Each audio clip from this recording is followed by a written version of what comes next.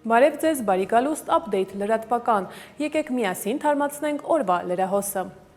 Հայաստանի Հանրապետությունը ողջունում է Իրանի և ԱՄՆ-ի միջև համաձայնագիրը։ Այս մասին X միկրոբլոգում գրել է Հայաստանի Հանրապետության վարչապետ Նիկոլ Փաշինյանը։ Երևանը բարձր է գնահատում Պակիստանի, Կատարի, Թուրքիայի և այլ երկրների գործադրած միջնորդական ջանքերը։ Հույս ունենք այս իրադարձությունը ճանապարհ կհարթի դեպի համապարփակ և տևական խաղաղություն ողջ մերձավոր արևելքում, ասվում է գրառման մեջ։ Տավուշի մարզի Իջևան համայնքի տիրապետմանն է վերադարձվել Աչաջուր բնակավայրի մարզադաշտի շուրջ 80 քառակուսի մետր ընդհանուր մակերեսով վարչական շենքը։ Շուկայականին մոտարկված կադաստրային արժեքը 17 միլիոն դրամ։ Այս մասին հատիկ առ հատիկ հեշթեգի ներքո ֆեյսբուքյան իր էջում գրել է Հայաստանի Հանրապետության վարչապետ Նիկոլ Փաշինյանը։ Կենտրոնական ընտրական հանձնաժողովն արտահերթ նիստ էր հրավիրել հունիսի 7-ի ընտրությունների արդյունքների վերջնական ամփոփման հարցով։ Կենտրոնական ընտրական հանձնաժողովի նախագահ Վահագն Հովակիմյանը նիստի վերջում հայտարարել է, ինչպես են բաշխվում պատգամավորական մանդատները քաղաքական ուժերի միջև։ Խորհրդարան ձևավորող 3 քաղաքական ուժերի մանդատներն ունեն հետևյալ պատկերը. Քաղաքացիական պայմանագիր կուսակցություն 64 մանդատ, Ուժեղ Հայաստան դաշինք 29 մանդատ, Հայաստան դաշինք 12 մանդատ։ Ռոբերտ Քոչարյանը Զվարթնոց օդանավակայանով փորձել է դուրս գալ Հայաստանի Հանրապետության տարածքից։ Իրավապահները սակայն նրան թույլ չեն տվել։ Քոչարյանի որդին Լևոն Քոչարյանը լրատվամիջոցներին հայտնել է, թե հայրը պատրաստվում էր մեկնել Ռուսաստանի Դաշնություն անձնական նպատակներով։ Սոցիալական ցանցերում հրապարակվել են լուսանկարները և տեսանյութ, թե ինչպես է Քոչարյանը փորձում հատել Հայաստանի Հանրապետության տարածքը։ Օրեր առաջ էլ իրավապահները թույլ չէին տվել, որ Հայաստանի սահմանը հատի Բարգավաճ Հայաստան կուսակցության առաջնորդ Գագիկ Ծառուկյանը և Ուժեղ Հայաստան կուսակցության առաջին համար Նարեկ Կարապետյանը։ Վարչապետ Նիկոլ Փաշինյանի ձևակերպմամբ թույլ չի տալու, որ եռագլուխ կուսակցության առաջնորդները փախչեն Հայաստանից։ Ըստ վարչապետի նրանք երկար տարիներ պետք է անցկացնեն Հայաստանի բանտերում։ Եռագլուխ մաֆիան ոչինչ, բացարձակապես ոչինչ անել չի կարող, մի պարզ պատճառով նա չունի և չի ունենալու և չի ունեցել ժողովրդի աջակցությունը։ Ընդհակառակը ժողովուրդը հստակ պահանջում է ծնկի բերել, կործանել եռագլուխ մաֆիային և դա անխուսափելիորեն պետք է տեղի ունենա։ Եվ ի դեպ, այս խմբակից չենք մոռացել և չենք մոռանալու Կալուգացու հիմնական մարիոնետավարին Սերժին։ Էնպես որ ափալ-թափալ մի հավաքեք ձեր ճամպրուկները։ Ես դեռ քարոզարշավի ժամանակ եմ ասել, դուք երազելու եք Հայաստանից փախչելու հնարավորության մասին ու չեք ունենալու այդ հնարավորությունը։ Իսկ ժողովրդին դիմելով ասում եմ բարի գիշեր, սիրելի ժողովուրդ։ Այլ թեմաների մասին։ Ազգային ժողովի նախագահ Ալեն Սիմոնյանը հայտնել է, որ մոտակա օրերին խորհրդարանի օրակարգ կբերվի օրենսդրական 3 նախաձեռնություն։ Առաջինով օրենսդրական նախաձեռնությամբ կխստացվի ընտրակաշառք տալու և վերցնելու համար պատիժը։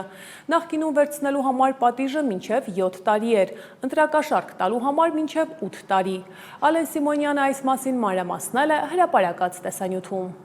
Սիրելի հայրենակիցներ, գիտեք, որ 8-րդ գումարման ազգային ժողովը ավարտում է իր աշխատանքները, բազմաթիվ օրենսդրական նախաձեռնություններ են այս տարիների ընթացքում առաջարկվել իմ գործընկերների կողմից, բայց կա եւս 3 օրենսդրական նախաձեռնություն, որ այս գումարման ազգային ժողովը կհասցնի, կարծում եմ, եւ կքվեարկի, մենք դա կանենք մոտ օրերիս կամ արտահերթ քվեարկությամբ եւ այսպես եւս 3 օրենսդրական նախաձեռնություն իմ եւ իմ գործընկերների կողմից առաջինի մասին խոսել էի, հայտարարել էի արդեն դրա մասին, խոսքը վերաբերում է ընտրակաշառք տալու եւ վերցնելուն, դրանց պատիժը կխստացվի, այսինքն նախկինում 7 տարին մինչև 7 տարին վերցնելու համար եւ մինչև 8 տարին ընտրակաշառք տալու համար կխստացվի եւ կսահմանվի վերցնելու համար մինչև 9 տարի ազատազրկում, իսկ տալու համար մինչև 10 տարի ազատազրկում։ Բնական է, սա միակ գործիքը չէ, որը որ կիրառվելու է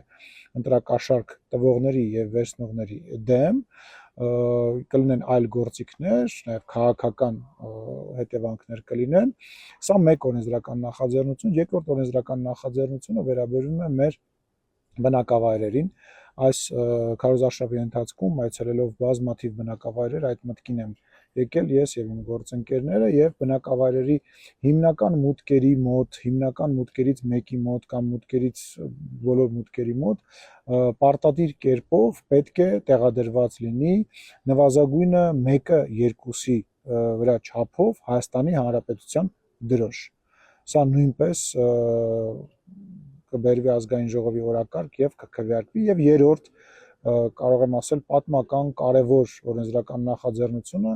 կանոնակարգ սահմանադրական օրենքում փոփոխություն կկատարվի եւ падգամավորների երթման տեքստը կփոփոխվի։ Այն կդառնա շատ ավելի համահունչ այսօրվա իրականությանը, այսօրվա իրական պետությանը եւ մեր օրենսդրությանը, ինչպես նաեւ մեր հայ ժողովրդին բնորոշ եւ հայ ժողովրդի համար կարևոր բաների մասին կլինի տեքստը, որը որ ես քիչ անց կտեղադրեմ, նաև կարող եք ծանոթանալ այդ տեքստի հետ։ Սրանք կբերվեն մոտակա օրերին ազգային ժողովի օրակարգ եւ գուցե արտահերթ քվեարկությամբ կքվեարկվեն։ Շնորհակալություն եմ հայտնում իմ գործընկերներին համագործակցելու համար եւ այս օրենսդրական նախաձեռնությունները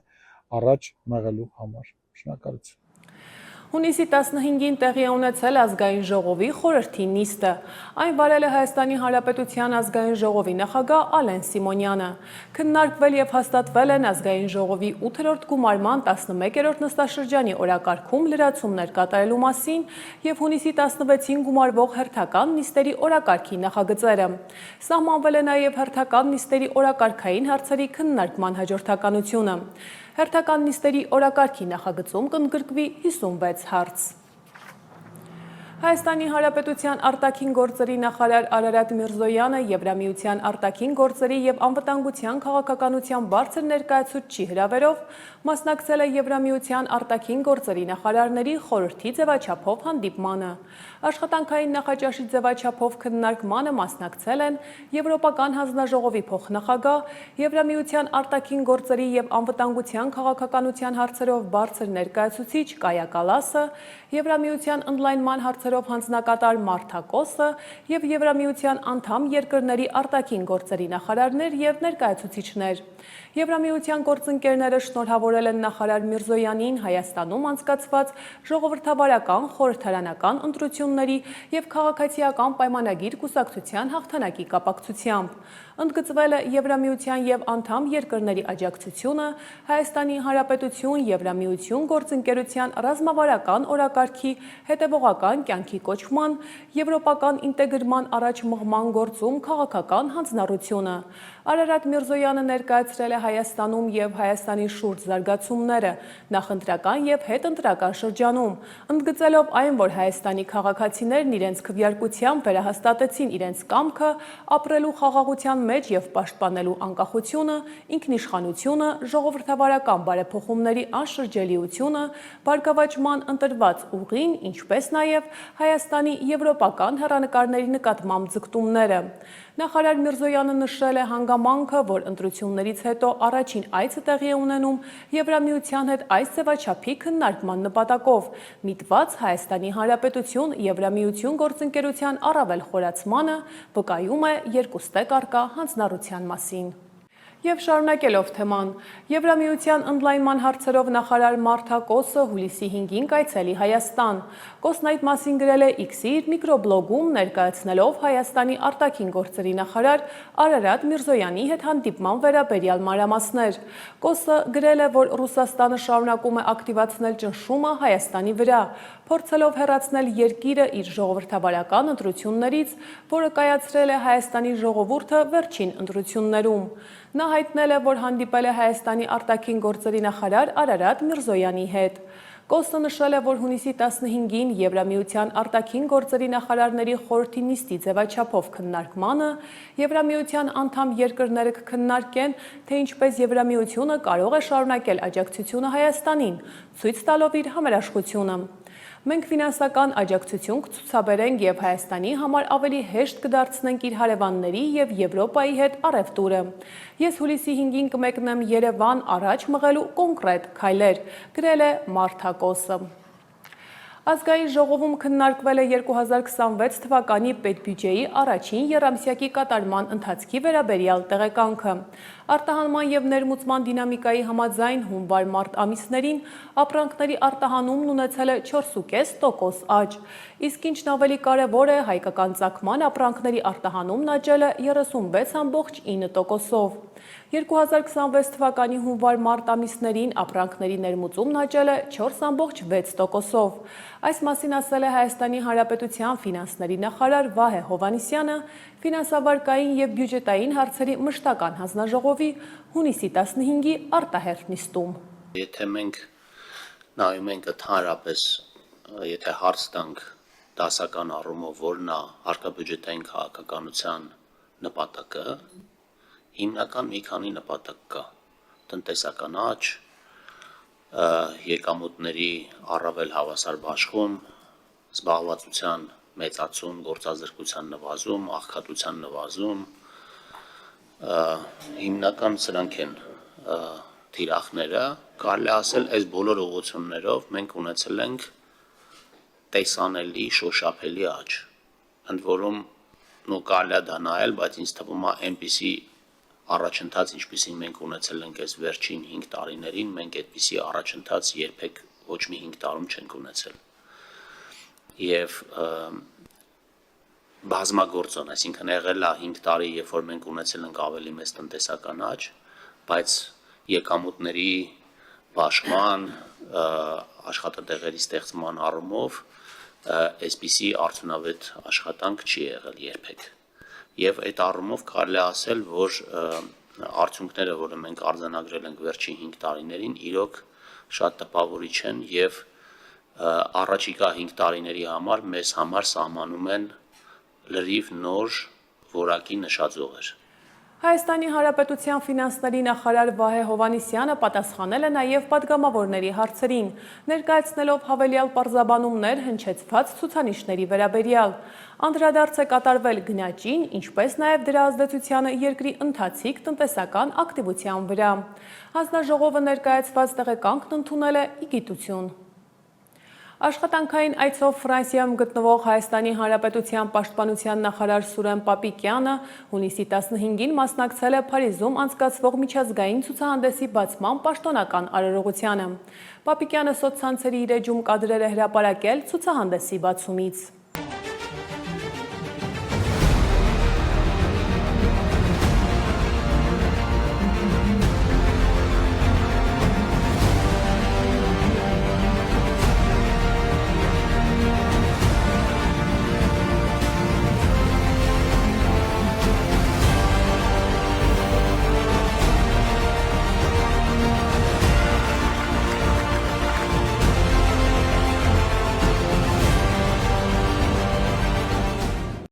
Գանք Երևան։ Երևանի քաղաքապետարանից տեղեկացնում են, որ մայրաքաղաքի Կիևյան կամրջի հիմնանորոգմամբ պայմանավորված կառույցը հունիսի 17-ից մինչև օգոստոսի 29-ը երթևեկության համար փակ է լինելու։ Այդ իսկ պատճառով քաղաքացիներին առաջարկվում են այլընտրանքային ուղեգծեր։ Քաղաքապետարանը նաև տեղեկացնում է, Երևան քաղաքում որմնանկարների կամ գրաֆիտի իրականացնելու համար անհրաժեշտ է գրավոր դիմում ներկայացնել Երևանի քաղաքապետին կամ վարչական շրջանի ղեկավարին, գցելով նախագծի մանրամասն էսքիզային առաջարկը եւ ներկայացնելով դրա նպատակը եւ բովանդակությունը։ Եթե նախագիծը նախատեսում է իրականացնել բազմաբնակարան շենքի վրա, անհրաժեշտ է նաև ներկայացնել շենքի սեփականատիրոջ, համատիրության նախագահի կամ տվյալ շենքի բնակիչների կողմից ստորագրված համաձայնությունը կամ թույլտվությունը։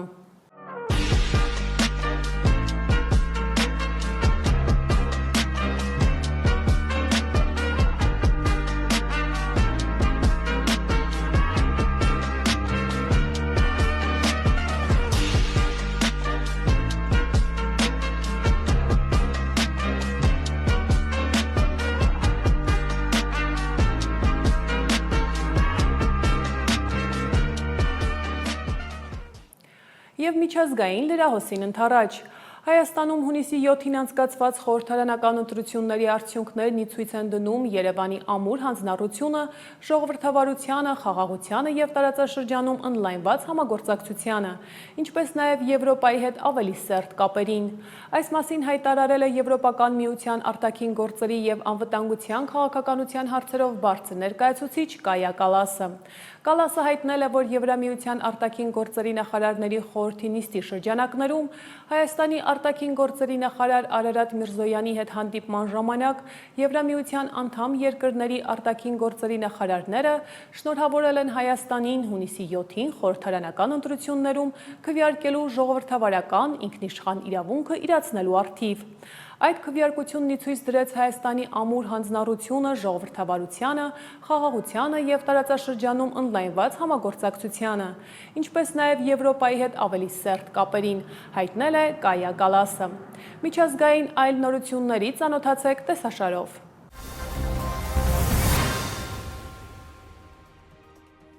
Վլադիմիր Պուտինը հեռախոսազրույց է ունեցել ԱՄՆ նախագահ Դոնալդ Թրամփի հետ։ Այդ մասին հայտնել է Ռուսաստանի Դաշնության նախագահի օգնական Յուրի Ուշակովը։ Հեռախոսազրույցի ժամանակ Պուտինը շնորհավորել է իր ամերիկացի գործընկերոջը 80-ամյակի կապակցությամբ։ Զրույցը եղել է ոչ պաշտոնական և տևել է մոտ 1 ժամ։ Թրամփը ըստ Ուշակովի նշել է, որ Պուտինն առաջին օտարերկրյա պետության ղեկավարներից է, որը զանգահարել է Սպիտակ տուն։ Ռուսաստանի և Ամերիկայի առաջնորդների միջև զրույցը 13-րդն է եղել Թրամփի ԱՄՆ նախագահի պաշտոնում երկրորդ ժամկետով ընտրվելուց ի վեր։ Նրանց նախորդ հեռախոսազրույցը տեղի է ունեցել ապրիլի 29-ին։ Իր շնորհավորական հեռագրում Պուտինը վստահություն է հայտնել, որ միասին նրանք կարող են վերականգնել Մոսկվայի և Վաշինգտոնի միջև հարաբերությունները և զգալիորեն նպաստել համաշխարհային անվտանգությանը։ Նա նաև Թրամփին անվանել է փայլուն, արտակարգ անհատ և քաղաքական գործիչ։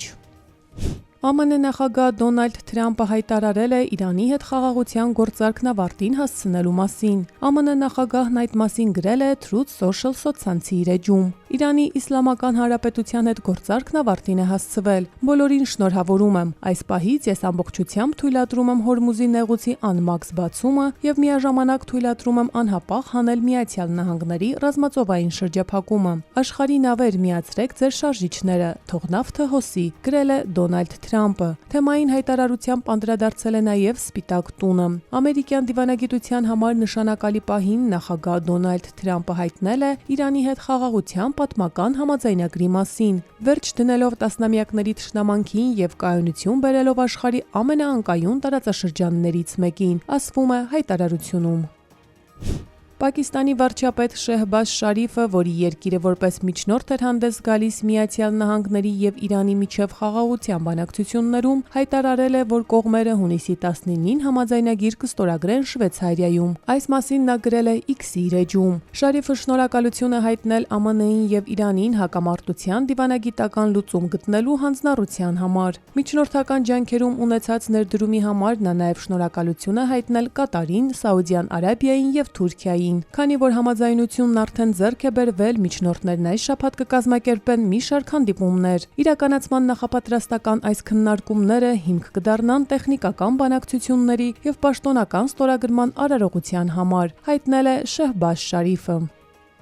Եվրահանձնաժողովը ողջունում է ԱՄՆ-ի և Իրանի միջև համաձայնագիրը և դրանից ակնկալում է Հորմուզի նեղուցի անհապաղ բացում, անցման վճարների վերացում, ինչպես նաև Իրանի միջուկային և հրթիռային ծրագրերի դադարեցում։ Այս մասին X սոցիալական ցանցում գրել է Եվրահանձնաժողովի ղեկավար Ուրսուլա ֆոն դեր Լայենը։ Ես ողջունում եմ ԱՄՆ-ի և Իրանի միջև համաձայնագիրը, որը կնքվել է մի շարք գործընկեր երկրների ակտիվ դիվանագիտական ջանքերի հիման վրա, գրել է Լայենը։ Եվրահանձնաժողովի ղեկավարը նաև կոչ է արել բոլոր կողմերին հարգել Լիբանանի ինքնիշխանությունը։ Եվրամիության դիվանագիտական ծառայության ղեկավար Կայա Կալասն էլ X-ի իր էջում գրել է, որ համաձայնագրի իրականացվելու դեպքում այն պետք է նաև մեղմի համաշխարհային էներգետիկ ճգնաժամը։ Սա նշանակում է պոտենցիալ բեկում։ Այն կարող է խիստ անհրաժեշտ տարածք տալ Իրանի միջուկային ծրագրի և այլ կարևոր հարցերի շուրջ ավելի խորը բանակցությունների համար, նշել է Կայա Կալասը։ Իսրայելի ազգային անվտանգության նախարար Իտամար Բեն-Գվիրը հայտարարություն է տարածել, ասելով, որ Իրանի հետ ԱՄՆ-ի հաստատած համաձայնությունը որևէ կերպ չի կարող պարտադրող լինել իսրայելական կողմի համար։ Թրամփի համաձայնագիրը մեզ ոչինչ չի պարտադրում։ Իսրայելը չի ենթարկվում Միացյալ Նահանգներին։ Մենք անկախ եւ ինքնիշխան պետություն ենք։ Այս մասին նա գրել է X-ի էջում։ Նախարարը հայտարարել է, որ իրենք ապահովելու են Իսրայելի անվտանգությունը։ Պատմական պահերին պետք է ընդունել պատմական որոշում։ Իմ դիրքորոշումը հստակ է։ Մենք այս համաձայնագրի կողմը չենք։ Այն չի ապահովում մեր անվտանգությունը եւ մեզ որևէ կերպ որևէ բան չի պարտադրում։ Հայտարարել է Իսրայելի ազգային անվտանգության նախարարը։ Նա հավելել է նաեւ, որ իսրայելական կողմը չպետք է դուրս գա Լիբանանի որևէ տարածքից։ Ուկրաինայի մայրաքաղաք Կիևում Ռուսաստանի կողմից հունիսի 15-ին իրականացված հարձակման հետևանքով վնասներ են արձանագրվել Կիև-Պեչորյան մայրավանքի տարածքում։ Մասնավորապես ռուսական դրոնի ընկնելու հետևանքով հրդեհ է բռնկվել մայրավանքի գլխավոր եկեղեցու վերափոխման տաճարի տանիքում։ Այս մասին տեղեկացնում են ուկրաինական լրատվամիջոցները, նշելով, որ չկան զոհեր կամ վիրավորներ։ Շատ ծանր լուր է։ Ռուսաստանը հարվածել է Կիև-Պեչորյան մայրավանքի տարածքին, ՅՈՒՆԵՍԿՕ-ի համաշխարհային ժառանգության օբյեկտին եւ Ուկրաինայի եւ աշխարհի ամենանշանակալի հոգեվոր ու մշակութային հուշարձաններից մեկին։ Facebook-ի իր էջում գրել է Ուկրաինայի փոխվարչապետ Տատյանա Բերեժնայան։ Կիևի քաղաքապետ Վիտալի Կլիչկոն նաեւ տեղեկացրել է, որ ռուսական հարձակման հետևանքով մայրաքաղաքի հյուսիսում 140,000 բաժանորդ մնացել է առանց էլեկտրականության։ Ուկրաինական ԶԼՄ-ները հայտնել են, որ Կիևի 10 շրջաններ տուժել են Ռուսաստանի վերջին հարձակման հետևանքով։